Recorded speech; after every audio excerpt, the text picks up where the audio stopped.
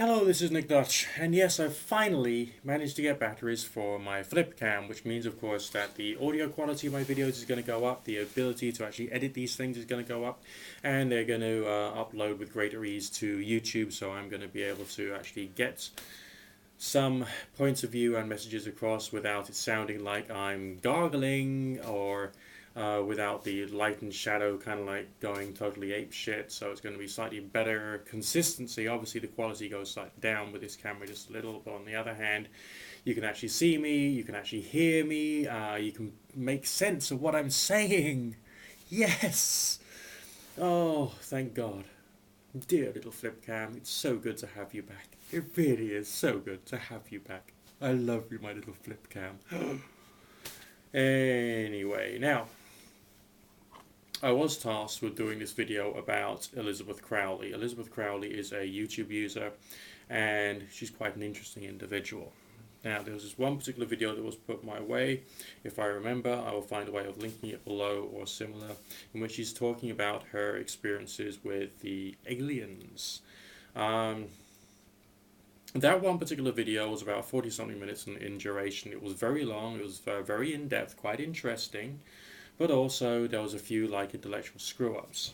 For instance, she thought it would be right to discuss whether she should have done this one particular video with her intuitive, namely her professional psychic. Obviously, that's quite an interesting point of view. It is good to get a second opinion, but also a third or a fourth, or indeed to get opinions from lots of different people, and then trying to work out of all the views which are the best, which ones you actually agree with, which ones you disagree with, and of course to have the bravery to be able to criticize those points of view. However, Elizabeth Crowley didn't seem to go that far. She would just talk to one other individual, which I thought was quite curious. She developed a belief as a result of talking to a professional intuitive that the reptiles, the reptilian aliens, were in fact real.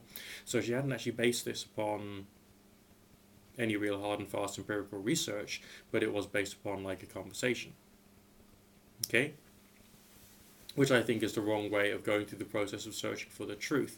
Whether this be a allegedly spiritual truth, or whether this be a hard and fast natural science truth, or a political truth, and so on and so forth. Obviously it was interesting that she had stopped all ratings and all comments and all the rest of it, and she was talking about the Acturians, I think she called them, who are the good aliens. There are bad alien spirits, and there are good alien spirits. The video progressed, and she went on about a form of a ritual that she did to try and banish the evil spiritual beings from her. Now, I didn't actually see anything wrong with what she was doing. It was basically not all that different to a Christianized version of a witchcraft type spiritual healing ritual. In that particular respect, there was no real issues there. It was a self-developmental thing, and it was good. Okay, but on the other hand, it was based upon certain varieties of hard truth claims, which are problematic. She said that there was one particular ritual or meditation that she did in which she was supposed to have received an implant from a needle that was somehow controlled by the Acturian aliens. And funnily enough, she said, she didn't actually feel it go in. Basically, I think there's a bit of sort of like, I wonder why kind of situation there, realistically speaking. Now, obviously, I'm very happy for her that she felt good after she'd done her various meditations and visualizations of a cylinder of light around her, done in a ritualistic way, and the various invocations of angels and Jesus Christ and a few other people who are apparently less powerful than the Acturians, according to her, and can only do their work with the help of the Acturians. Okay.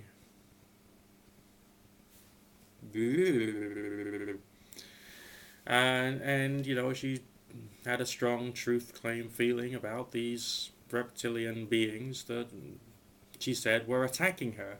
But she also said that she wasn't an expert, but yet she still felt that it was right to use a form of language which expressed a belief that these things were hard and fast objectively existing beings, despite the fact that she'd only based this on a conversation that she'd had with someone.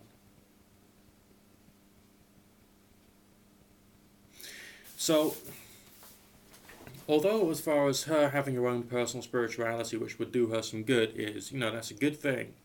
But broadcasting it as if it was a fact, I think, is another one. What she wasn't doing was saying, hey, there's some beneficial experiences I had as a result of doing this stuff, but I don't know what was causing those beneficial effects.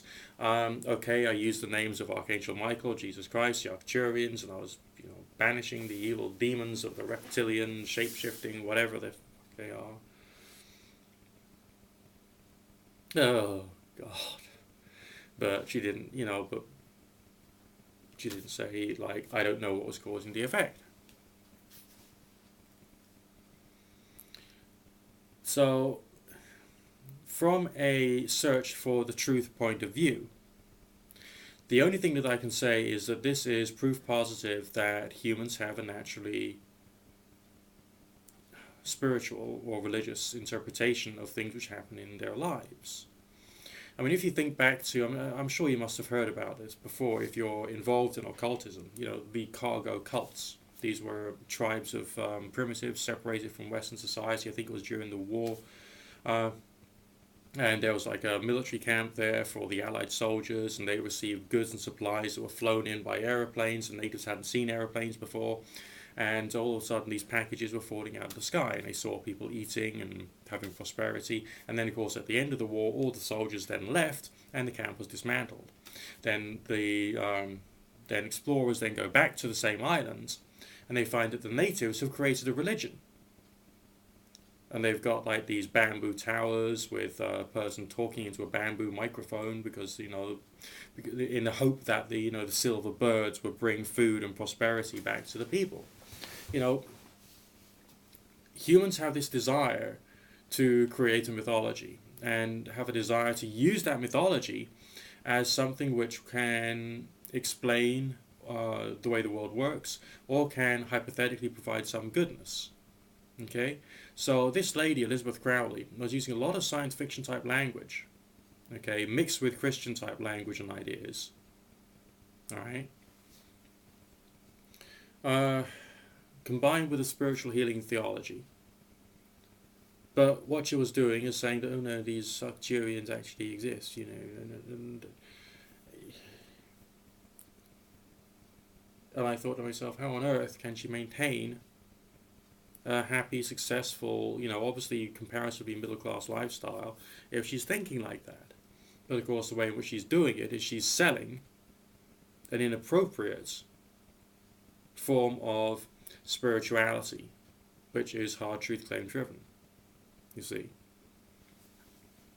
And so I could imagine people who've got serious issues fearfully and paranoidly sort of taking up her ideas and following what she said and done, and possibly not getting the results that they're after.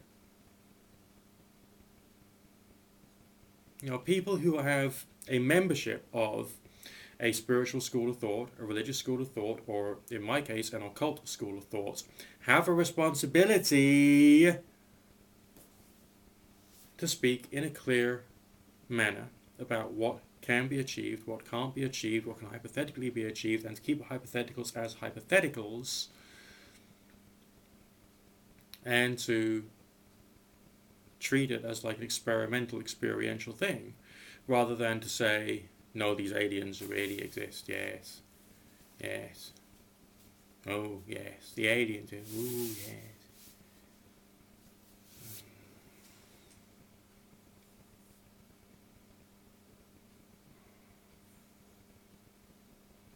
I'm going to go and stroke the cat.